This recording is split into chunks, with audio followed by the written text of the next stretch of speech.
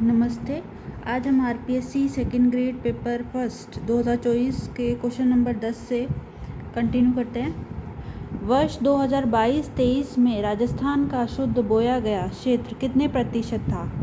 तो ये जो था वो है 53.75%। लोक देवताओं एवं उनके पूजा स्थल मंदिर को युग्म जो नहीं है वो हमें करना है। भूरिया बाबा पांचोटा जालौर में है, बिल्कुल सही। मल्लिकनाथ जी तिलवाड़ा बाड़मेर में है, बिल्कुल सही है। वीर फताजी सातू जालौर में है, लेकिन हड़बू जी बेंगटी फलौदी में नहीं है, ये उत्तर गलत होगा, इसके अनुसार सही है। प्रश्न 12, राजस्थान के एकीकरण के द्वितीय चरण के संदर्भ में निम्न में से कौन सा कथन सही नहीं है? कोटा के शासक को राष्ट्र प्रमुख बनाया गया, ये बिल्कुल सही है। बूंदी, कोटा, बांसवाड़ा, झालावाड़, डूंगरपुर, टोंक इत्यादि इस संघ के भाग थे, बिल्कुल सही है। इस संघ का नाम राजस्थान संघ रखा गया, ये भी बिल्कुल सही है। लेकिन बांसवाड़ा एवं प्रतापगढ़ के शासकों को उपराज्य प्रमुख बनाया गया, ये कथन सही नहीं है। प्रश्न 13, निम्नलिखित में से कौन सा राम स्नेही संप्रदाय के संस्थापक थे? संत मावजी, महर्षि नवराम, संत रामचरण या संत चरणदास? तो संत चरणदास राम स्नेही संप्रदाय के संस्थापक थे।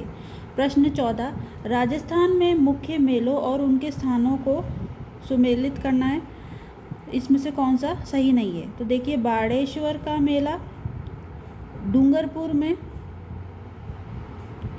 बिल्कुल सही है। जीण माता सीकर में लगता है, बिल्कुल सही है। पाबूजी का मेला परबतसर में लगता है, लेकिन शीतला माता का मेला चाकसू में नहीं लगता, ये युग्म गलत है। प्रश्न 15, मंडोर के गुर्जर प्रतिहार वंश के विषय में निम्न कथनों पर विचार कीजिए एवं दिए गए विकल्पों में से सही चुनिए। घटियाला का शिलालेख मंडोर के गुर्जर प्रतिहार वंश की जानकारी का प्रमुख स्रोत है। हाँ, ये बिल्कुल सही है। यह शिलालेख प्रसिद्ध प्रतिहार शासक कक्कूक ने उत्तीर्ण करवाया था, ये भी बिल्कुल सही है। तो दोनों उत्तर सही हो जाएंगे। प्रश्न नंबर 16, गोविंदगिरी एवं भील आंदोलन के संदर्भ में निम्न में से कौन सा कथन सही नहीं है? गोविंदगिरी ने मानगढ़ पहाड़ी को अपना केंद्र बनाया था, बिल्कुल सही है ये। गोविंदगिरी ने प्रत्येक भील गांव में धूणी स्थापित की तथा उसकी सुरक्षा हेतु कोतवाल की नियुक्ति भी की थी, और गोविंदगिरी ने भगत पंथ की स्थापना भी की थी। लेकिन अप्रैल 1915 में गोविंदगिरी को इधर ठिकाने की पुलिस ने गिरफ्तार कर लिया, ये कथन सही नहीं है। प्रश्न 17, राजस्थान में 1857 के विद्रोह के निम्नलिखित केंद्रों को काल क्रमानुसार यानी क्रोनोलॉजिकल ऑर्डर में व्यवस्थित करना है आपको। सही विकल्प को चुनना है।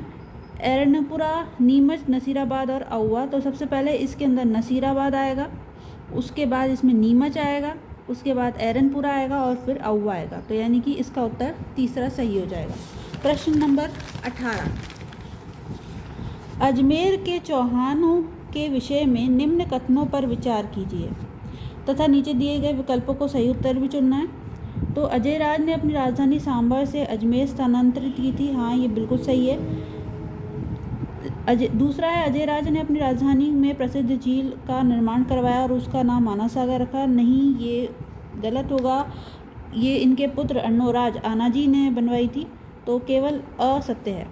प्रश्न नंबर 19, कॉलम ए को कॉलम बी से सुमेलित करना है। तो यहाँ पर भवई का अगर हम देखेंगे तो भवई उदयपुर में है। घुड़ला की अगर हम बात करें तो ये जोधपुर में है, एक लोक नृत्य इसका स्थान जोधपुर। बम लोक नृत्य अलवर में है, और अग्नि जो है बीकानेर में है। प्रश्न नंबर 20, रचनाकार और राजस्थानी ग्रंथों में उनके कार्यों के संबंध में जो है कॉलम ए को कॉलम बी से आपको सुमेलित करना है। तो पृथ्वीराज राठौड़ जो है उनने बेली कृष्ण रखमणी की ग्रंथ की रचना की थी।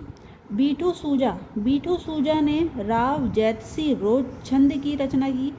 सदाशिव ने राज रत्नाकर की ग्रंथ की रचना करी, और जगजीवन भट्ट ने अजीतोदय की रचना करी। तो उत्तर तीसरा सही होगा। प्रश्न नंबर 21, निम्नलिखित में से किस राजपूत शासक ने विजय कटकातु की उपाधि धारण की? तो महाराजा राय सिंह जो थे उनने विजय कटकातु की उपाधि धारण की थी। प्रश्न 22, निम्नलिखित में से राजस्थान में प्रचलित प्रसिद्ध साफे पगड़ी के प्रकार कौन से हैं? तो अमरशाही, विजयशाही, खंजरशाही और शाहजहानी, ये चारों ही प्रकार सही हैं। प्रश्न 23, आमेर के राजा मानसिंह की निम्नलिखित प्रशासनिक नियुक्ति को काल क्रमानुसार यानी क्रोनोलॉजिकल ऑर्डर में आपको विकल्प चुनना है, सही विकल्प।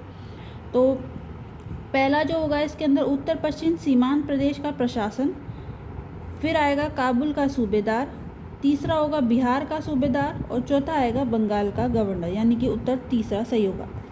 प्रश्न 24, निम्नलिखित में से किस स्थान पर राजस्थान सेवा संघ की स्थापना हुई थी? तो इसकी स्थापना वर्धा में हुई थी। प्रश्न 25 पे हम चलते हैं। प्रश्न 25 क्या कह रहा है?